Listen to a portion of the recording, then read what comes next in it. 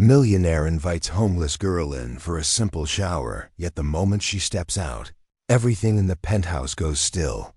Landon Pierce, a man used to power, luxury, and silence, finds himself staring at something he never expected to see inside his pristine New York apartment. The girl, Evelyn Hart, stands there with a look that doesn't match the worn clothes she carried in or the life she came from. Something about her presence unsettles him, disrupts him. And as she grips the edge of the towel with trembling hands, she says 4 quiet words that change the night entirely.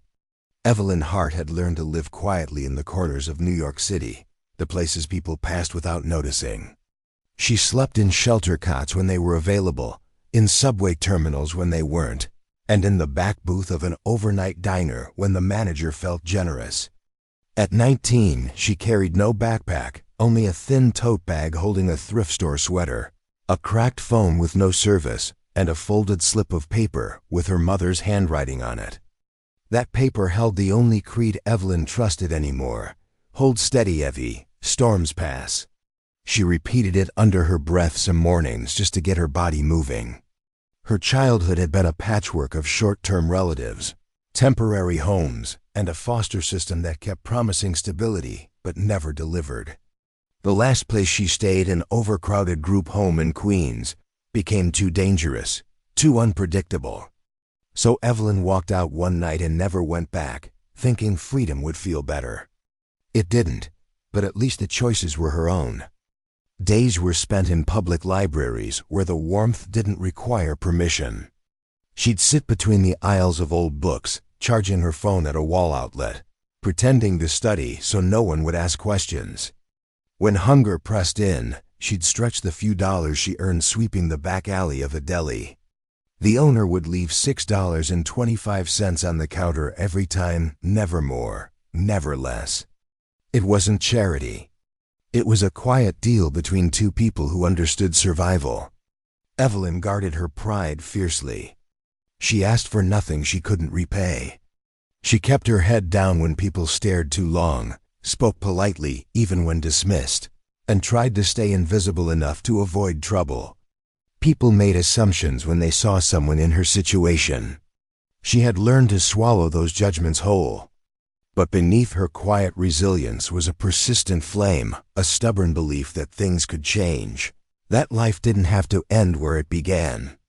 She held on to that thought even on the worst days, even when she had to wash up in cold bathroom sinks, even when strangers recoiled from her worn clothes or tangled hair. Hold steady, Evie, storms pass. She didn't know yet that the next storm was already building one that would pull her straight into the path of a man who lived in a world so far from hers, it barely felt real. And the collision between them would begin long before she stepped into his penthouse shower. Evelyn's fragile chance came in the form of a flyer taped quickly to the bulletin board of the Midtown community. Sent her a part-time trainee position at a small nonprofit that helped youth aging out of foster care.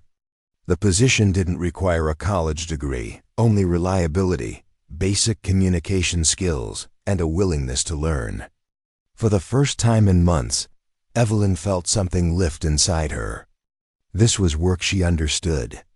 This was a place where her past wouldn't make her an outsider. The interview was scheduled for the next morning. She counted her money, $6.25, enough for a cheap sandwich. Maybe a subway ride, but not enough for a proper shower, clean clothes, or a laundromat cycle. Still, she ironed her thrift store blouse under the hand dryer of a public restroom, brushed her hair with her fingers, and promised herself she'd find a way to look presentable. If she got this job, she could afford a room in one of the safer hostels. She could stop drifting, stop being treated like a problem in every public space she entered.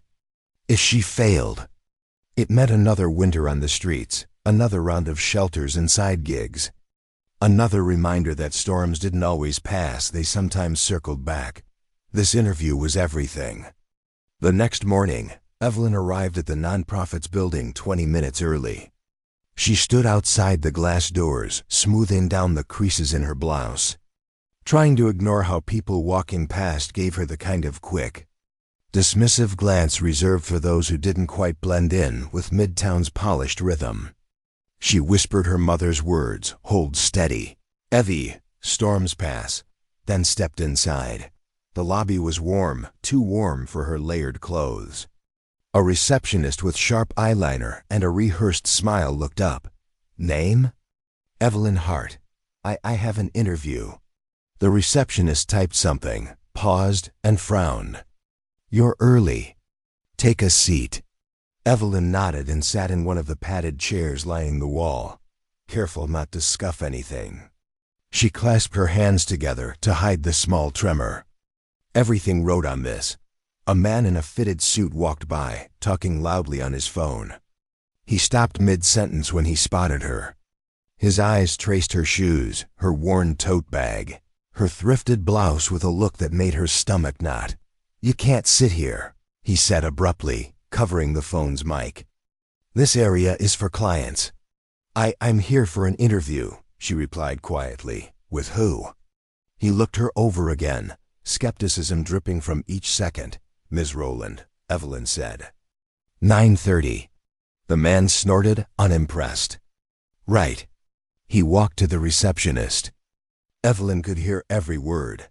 "Did you check her?" "She's probably here for the heating or food program. Don't let people wander back here." The receptionist lowered her voice, but not enough. "She said she has an interview." "She's lying," the man replied. "Look at her." Evelyn felt heat climb her neck. She folded in on herself, fighting the instinct to run. She wasn't lying. She had the flyer. She had hope. She had tried so hard, before she could defend herself. The elevator doors opened, and a woman with a clipboard stepped out. "Evelyn Hart?" she called. Evelyn stood quickly. But the suited man stepped forward first. "Actually, we've had an issue. She came in under false pretenses." The woman's smile faltered. She looked Evelyn up and down, hesitation, doubt, then polite distance. "I'm sorry," she said gently. "The position has been filled." Evelyn froze. "Filled? But it happens fast," the woman replied, already turning away. It hadn't been filled. She could see it in their faces. They just didn't want her, and just like that, her one chance slipped away, replaced by humiliation delivered in a room full of polished floors, pressed suits, and people who decided she wasn't worth believing. Evelyn walked out, the receptionist's pitying eyes following her to the door. Her mother's words echoed hollowly. Storms pass. Today, one had just begun. Landon Pierce had only come to the building to sign a partnership agreement, just a routine stop before heading to an investor lunch. His attorney insisted the nonprofit was a promising partner for one of his tech-funded community initiatives. Landon didn't argue.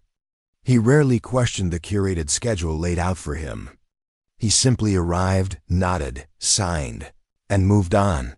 He stepped into the lobby just as Evelyn pushed through the glass doors to leave. He wouldn't have noticed her at first.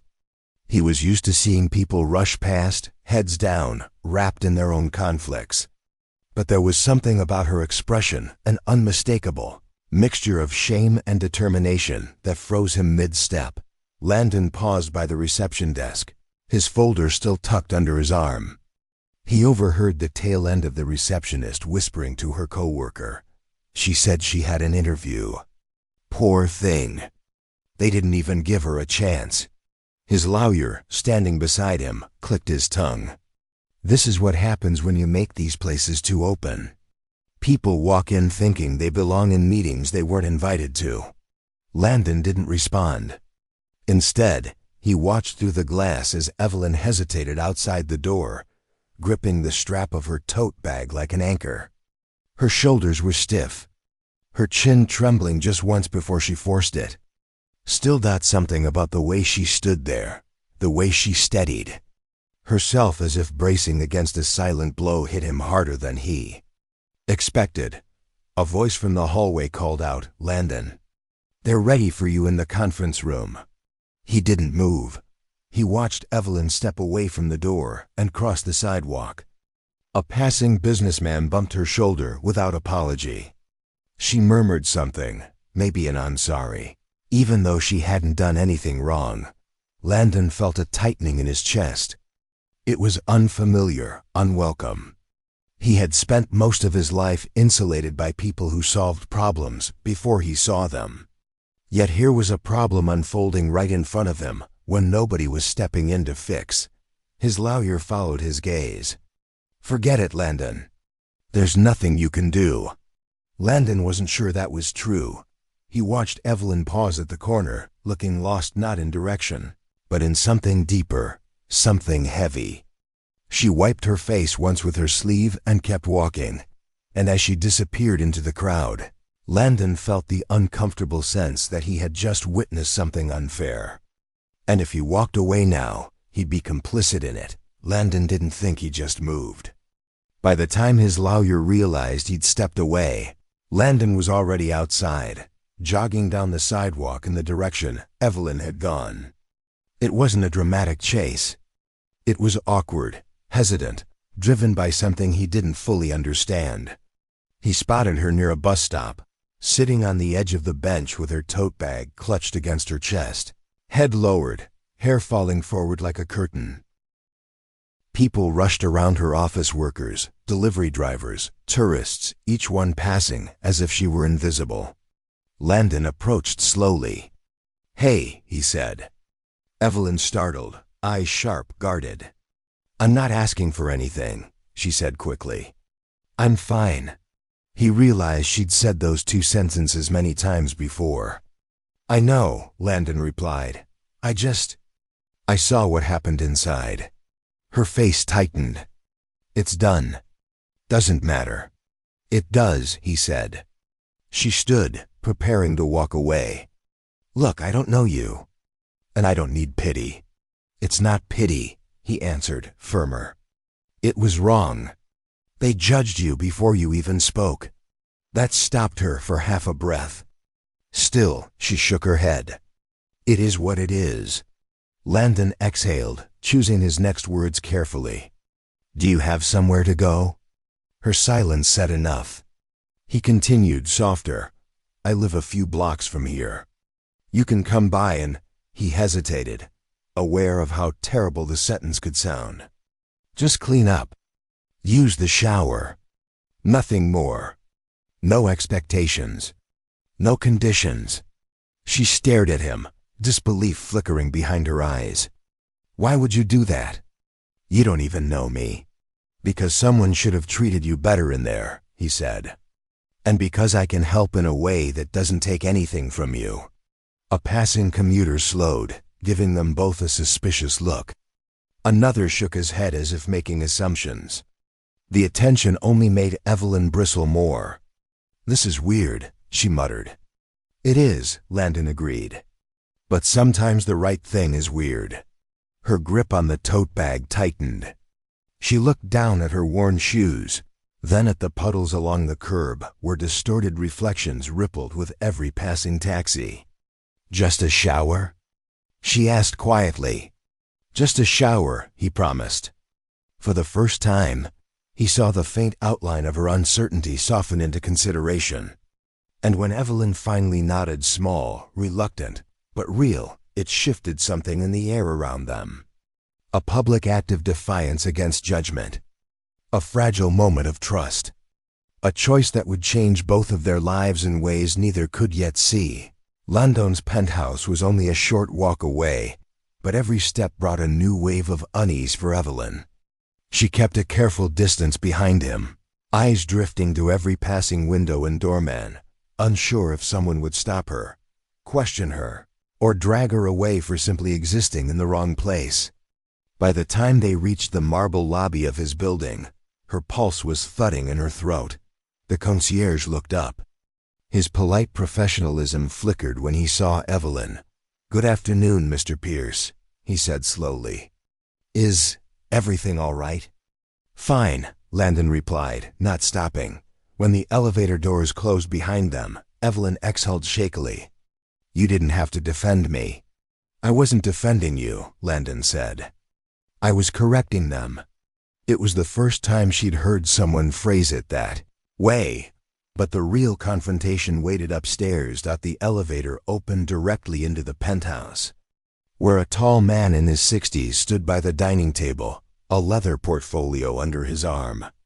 Broad-shouldered, stern, and wearing an expression that suggested he'd been waiting too long. This was Charles Pierce, Landon's father and silent business partner in nearly everything. His eyes immediately landed on Evelyn. They narrowed. "Landon," Charles said, voice clipped. "A word, now." Evelyn instinctively stepped back, but Landon didn't move. "Dad, this isn't what it looks like." "Oh?" "Because it looks like you brought a stranger into your home, one who has no business being here." Charles didn't bother lowering his voice. "Do you know how this appears? Do you understand the risk?" Evelyn felt the words like physical blows. Her fingers curled tightly around the handle of her tote bag. She needed a place to clean up, Landon said. "Nothing else." Charles scoffed. "Son, you don't bring random people off the street into a property tied to our companies. One accusation, one bad headline, and everything we've built is compromised." "It's not about the company," Landon said, jaw tightening. "It's about basic decency." "Decency?" Charles's gaze cut toward Evelyn. "Do you know this girl? Her history? What she might want from you? People take advantage of kindness, Landon. I taught you better than this." Evelyn lowered her eyes, shame crawling up her spine. The humiliation earlier had been sharp. This was deeper, heavier, like proof she didn't belong anywhere. "I'm right here," she murmured. Charles didn't even look at her. "And this conversation isn't yours." Landon stepped slightly in front of her. "Yes, it is. She can hear you judging her like she's nothing." "It's called realism," Charles snapped. "You live in a world where trust must be earned." "Maybe that's why I'm changing the way I live," Landon said quietly. The room went still. Charles stared at him, disbelief turning to disappointment. "You're making a mistake." "Maybe," Landon answered. "But I'll decide that myself." Charles closed his portfolio, cold and controlled. "Don't expect me to clean up the fallout." He walked past Evelyn without acknowledgement. The elevator doors closing behind him like a final verdict. Evelyn stood frozen, swallowing the ache in her chest. Landon turned to her, expression apologetic but steady. "I'm sorry you had to hear that." She shook her head. "No, I've heard worse, but you didn't have to stand up to him." "Maybe I did," he replied. "For both of us." And for the first time, she realized this wasn't just her storm, he was walking straight into with her. Silence settled into the penthouse after Charles left, thick, suffocating, almost echoing against the high ceilings. Evelyn stood near the entryway, unsure whether she should stay or bolt for the elevator. Landon moved slowly toward the kitchen, rubbing his forehead like the confrontation still clung to him. "You can relax," he said quietly. "He's gone." "I shouldn't be here," Evelyn replied. "He's right." Landon turned. "No, he's not." She hugged her tote bag to her chest. "Look at this place.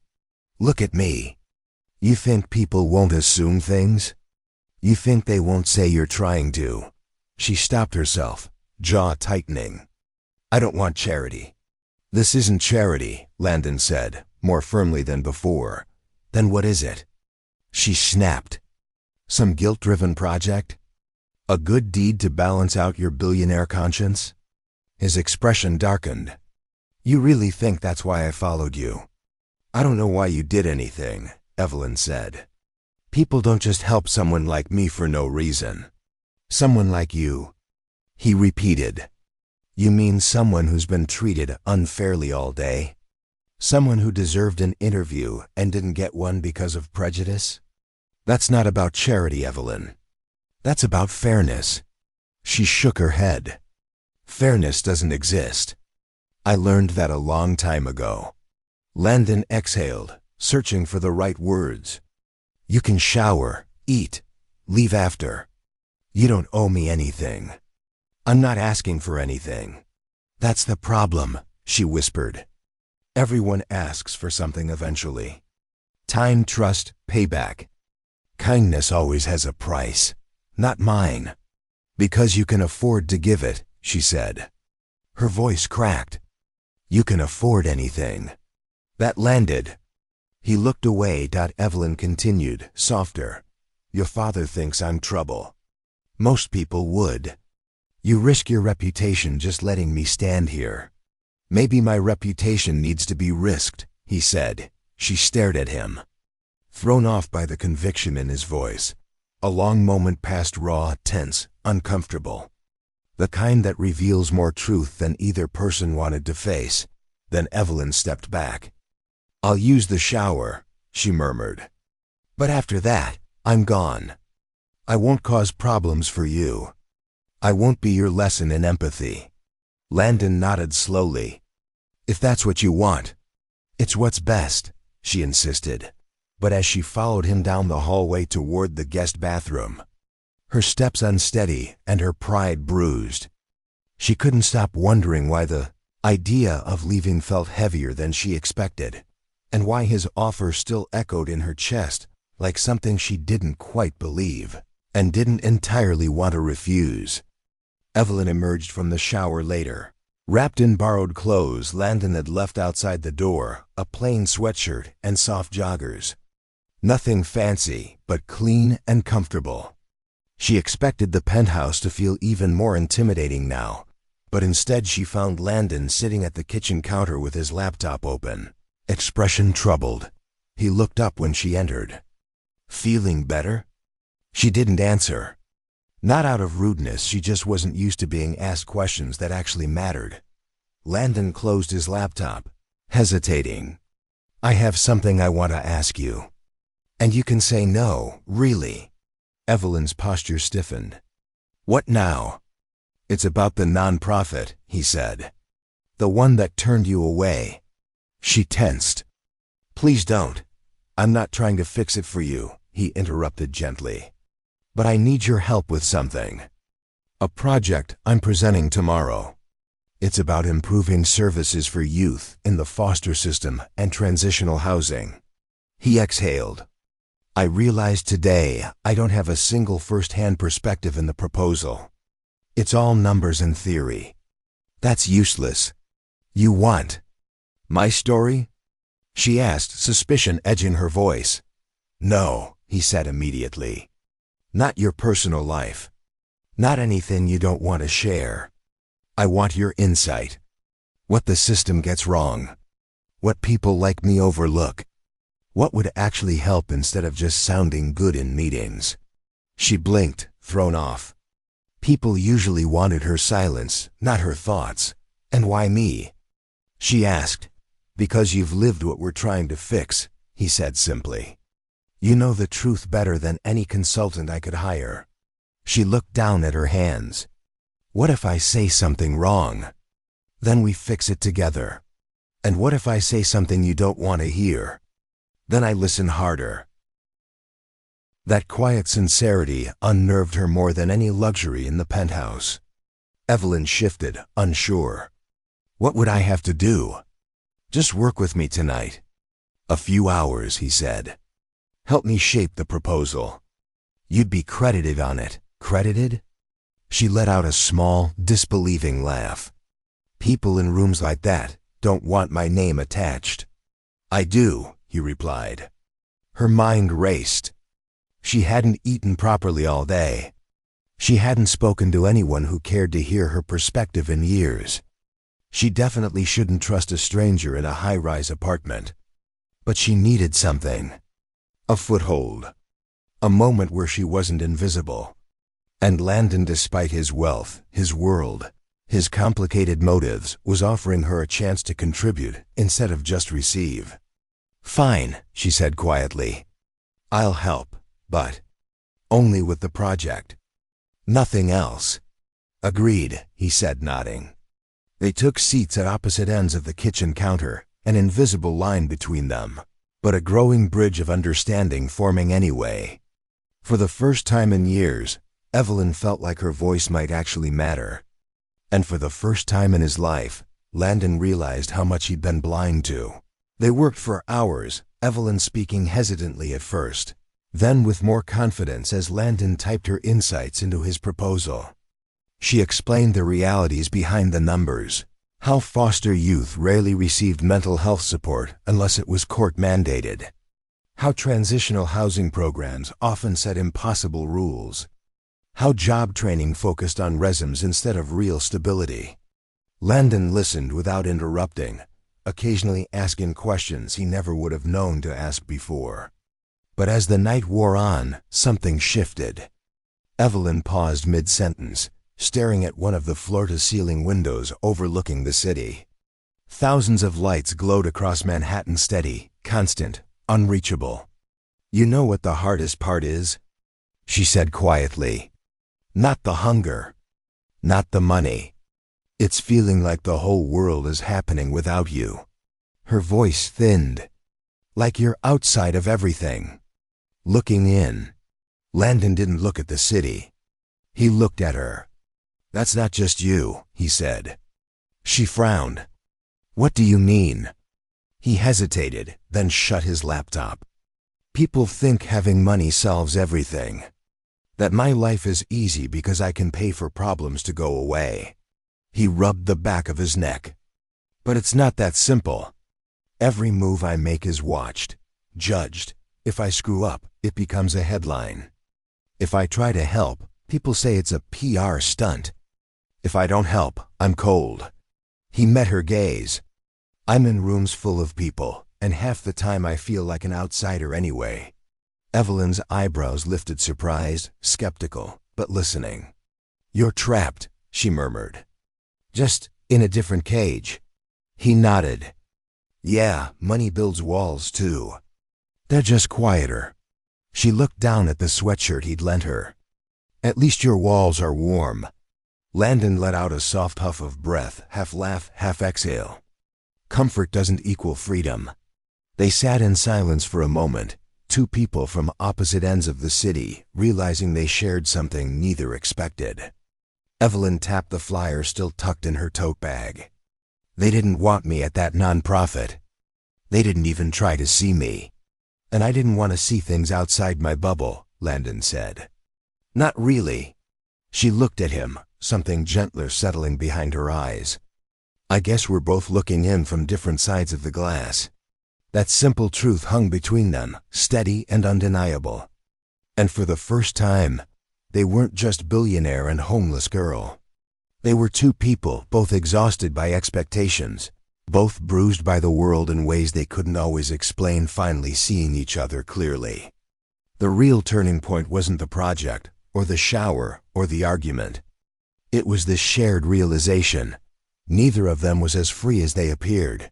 The next morning, Landon brought Evelyn with him to the nonprofit's conference presentation, not as a guest, but as a collaborator.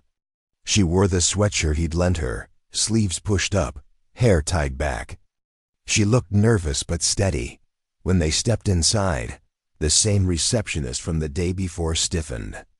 The suited man who dismissed her outright blinked in disbelief. Whispered comments rippled across the room. Landon ignored them during the meeting. When a board member questioned the authenticity of the proposal's insights, Landon spoke calmly. "They came from Evelyn Hart," he said. "She understands this system better than any of us. And she was turned away yesterday because someone assumed she didn't belong." Gasps, shifting chairs. The suited man's face drained of color. Evelyn swallowed hard, expecting hostility. Instead, Landon stepped aside, not shielding her, but giving her the floor. "If you want real solutions," he said, "start by listening to the people living them." Evelyn lifted her chin. The room quieted, and for the first time, the power that had been weaponized against her became something she stood above, not by force, not by wealth, but by truth. A reckoning none of them saw coming. Later that afternoon, When everything had settled, the handshakes, the apologies, the stunned expressions, Landon and Evelyn returned to the penthouse. The same hallway where she'd first stood tense and embarrassed now felt different. Not safe exactly, but no longer forbidden. Evelyn paused outside the guest bathroom, staring at the door. "This is where it started," she murmured. Landon nodded. "And where it changed?" She smiled faintly. "You know, when I walked out of that shower last night, I expected you to look at me the way everyone else does. Like I didn't belong in a place like this." "I didn't think that," he said. "I just saw someone trying."